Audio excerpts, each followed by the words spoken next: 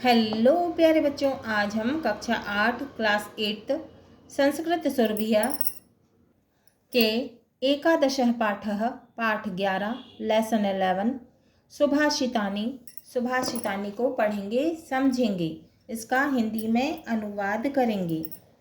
पहला है परोक्षे कार्यहंतारं प्रत्यक्षे प्रियवादिनं वर्जयेत्तादृशं मित्रं विषकुंभं पयोमुखः। अर्थ है अप्रत्यक्ष में मतलब जो सामने नहीं दिखती, काम बिगाड़ने वाले, और प्रत्यक्ष में जो सामने हों, प्रिय बोलने वाले मित्र को उस घड़े के समान त्याग देना चाहिए जिसमें भीतर माने अंदर तो विष भरा हो, विष माने जहर भरा हो, और मुंह पर दूध भरा हो। तो अर्थ है अप्रत्यक्ष में काम बिगाड़ने वाले और प्रत्यक्ष में प्रिय बोलने वाले मित्र को उसी तरह से त्याग देना चाहिए, उस घड़े के समान त्याग देना चाहिए जिसमें भीतर तो विष भरा हो और मुंह पर दूध भरा हो।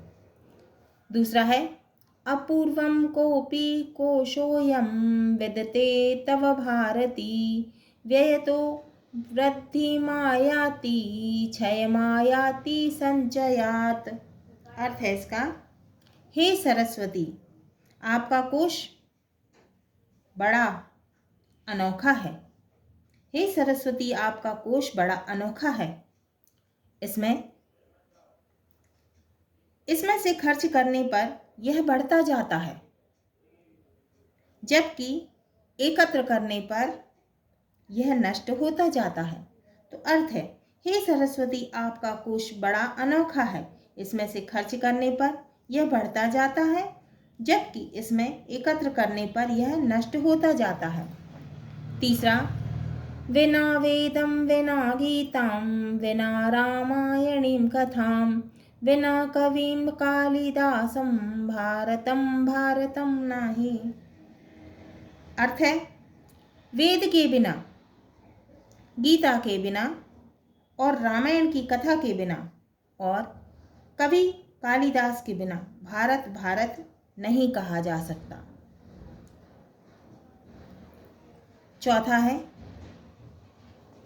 उदये सविता तामस्त्राम एवास्तमेति च संपत्तौ च विपत्तौ च महतामेक रूपता। सूर्य उदय होते समय लाल रंग का होता है। तो सुबह जब सूर्य उदय होता है तो कैसा दिखता है? लाल रंग का।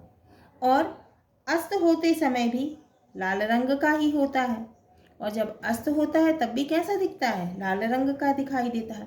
इसी प्रकार सज्जन भी संपत्ति व विपत्ति में एक समान होते हैं, सुख दुख में एक समान होते हैं, है ना। तो सूर्य उदय होते समय लाल रंग का रहता है और अस्त होते समय भी लाल रंग का ही होता है। इसी प्रकार सज्जन भी संपत्ति व विपत्ति, सुख व दुख में एक समान रहता है। पांचवा है उद्यमं साहसं धैर्यं बुद्धिः शक्तिः पराक्रमः षडेते यत्र वर्तन्ते तत्र देवः सहायकः। उद्यमम का अर्थ परिश्रम, साहस, धैर्य और बुद्धि, शक्ति और पराक्रम, ये 6 बातें जहाँ पर होती हैं वहाँ देवता अर्थात भगवान भी सहायता करते हैं। तो अर्थ है इसका उद्यम, साहस, धैर्य, बुद्धि, शक्ति और पराक्रम, ये 6 बातें जहाँ पर होती हैं वहाँ देवता अर्थात भगवान भी सहायता करते हैं। छठवां नरत्वं दुर्लभं लोके विद्या तत्र सुदुर्लभा कवित्वं दुर्लभं तत्र शक्तिस्तत्र सुदुर्लभा। अर्थ है इसका संसार में मनुष्य जीवन दुर्लभ है। कैसा है? दुर्लभ, कठिन। उसमें भी विद्या और भी ज़्यादा दुर्लभ है। वहाँ कवित्व दुर्लभ है, उसमें काव्य, शक्ति और भी दुर्लभ है। अर्थ है इसका संसार में मनुष्य जीवन दुर्लभ है उसमें भी विद्या और भी ज़्यादा दुर्लभ है। वहाँ कवित्व दुर्लभ है, उसमें काव्य शक्ति और भी ज़्यादा दुर्लभ है। 7वां है अयम निजः परो वेति गणना लघु चेतसाम उदार चरितानाम तु वसुधैव कुटुंबकम। अर्थ है इसका, यह मेरा है, यह पराया है, ऐसा मानना छोटी बुद्धि वालों का काम है। उदार चरित्र वालों के लिए तो संपूर्ण पृथ्वी ही अपने परिवार के समान है। जो अच्छे चरित्र वाले होते हैं, है ना, उनके लिए तो संपूर्ण पृथ्वी माने पूरी पृथ्वी ही उनके परिवार के समान है। 8वां है छायामन्यस्य कुर्वन्ति तिष्ठन्ति स्वयमातपे फलान्यपि परार्थाय वृक्षाः सत्पुरुषा इव। वृक्ष स्वयं धूप में खड़े रहते हैं और दूसरों को छाया प्रदान करते हैं। अपने फल भी दूसरों के लिए होते हैं। जो उनके जो फल होते हैं वो दूसरों के लिए ही होते हैं, वो स्वयं ग्रहण नहीं करते। अतः वृक्ष सत्पुरुष के समान होते हैं। तो अर्थ है इसका, वृक्ष स्वयं धूप में खड़े रहते हैं और दूसरों को छाया देते हैं। उनके फल भी दूसरों के लिए होते हैं, अतः इसलिए वृक्ष कैसे हैं? सत्पुरुष के समान है। अब 9वां है निदन्तु नीति निपुणाः यदि वास्तुवन्तु लक्ष्मीः समाविशतु गच्छतु वा यथेष्टम् अधैव वा मरणम् अस्तु युगान्तरे वा न्यायात् पथः प्रविचलन्ति पदं न धीराः। नीतिवान लोगों की चाहे निंदा की जाए, माने बुराई की जाए, निंदा माने बुराई, है ना। तो नीतिवान लोगों की चाहे निंदा की जाए चाहे प्रशंसा की जाए, उनके पास धन आए या सारा धन चला जाए, उनका आज ही मरण हो, माने चाहे वो उनका आज ही मरण हो जाए, चाहे दीर्घ काल के उपरांत या फिर बहुत जीने के बाद, है ना, बहुत सालों के बाद, वे न्याय के पथ से एक कदम भी पीछे नहीं होते। माने न्याय के पथ से माने न्याय के रास्ते से एक कदम भी पीछे नहीं हटते।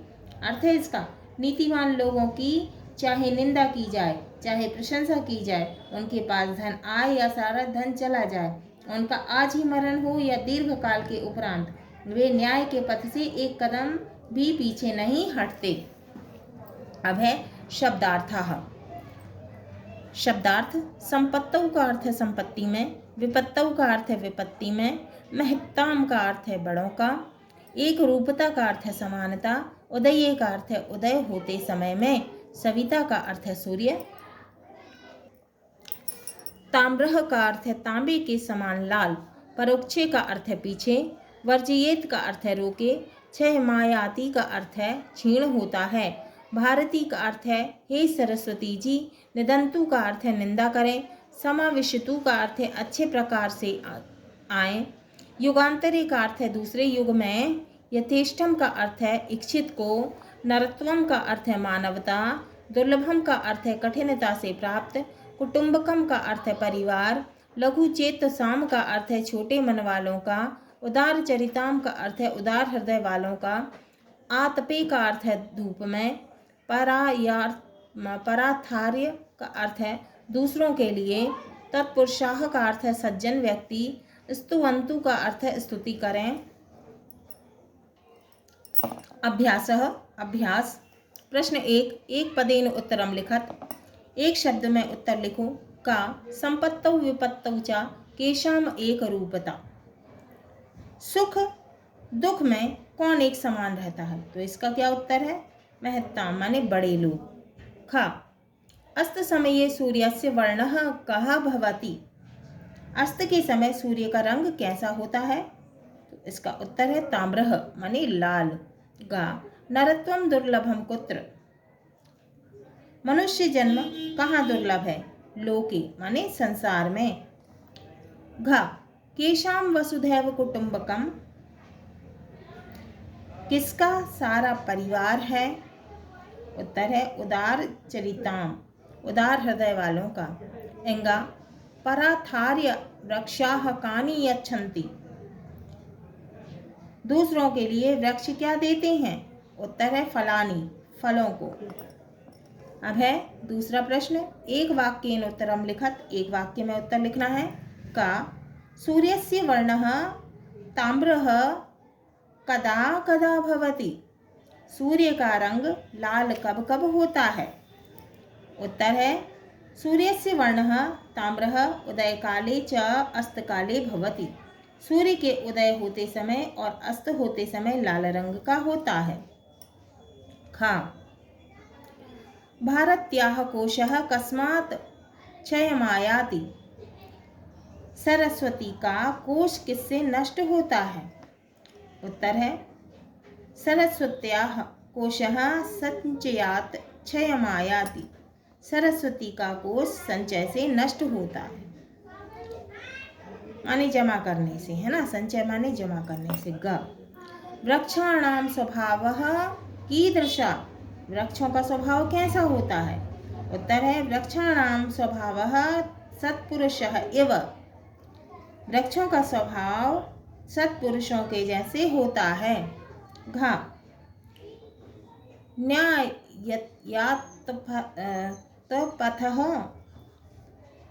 पदमपि के न विचलन्ति, न्याय के मार्ग से एक कदम भी कौन नहीं हटते हैं? उत्तर है न्यायात् पथः पद्मपि धीराः न विचलन्ति, न्याय धीर न्याय से एक कदम भी पीछे नहीं हटते, जो धैर्यवान होते हैं।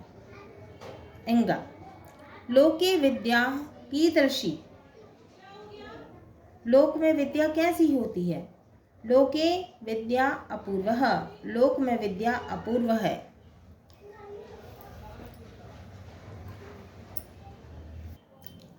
श्लोकम पूर्यत, विना वेदम विना गीताम विना रामायणी कथाम विना कविम कालिदासम भारतम भारतम नाही। ठीक है। उचितम मेलयत,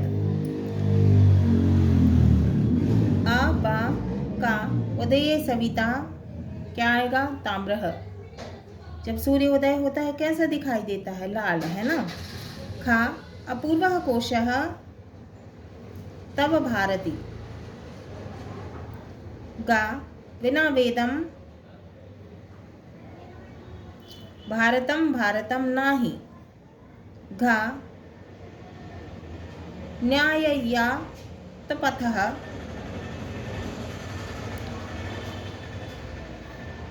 धीराः, इंगा शक्ति स्तत्र क्या आएगा? दुर्लभा, सुदुर्लभा, क्या आएगा? सुदुर्लभा। हाँ तो प्यारे बच्चों, ये हमारा एकादशः पाठः, पाठ 11 लेसन 11 सुभाषितानि पूर्ण हुआ। अगले वीडियो में हम इसके प्रश्नों के उत्तर को हल करेंगे, क्वेश्चन आंसर को सॉल्व करेंगे।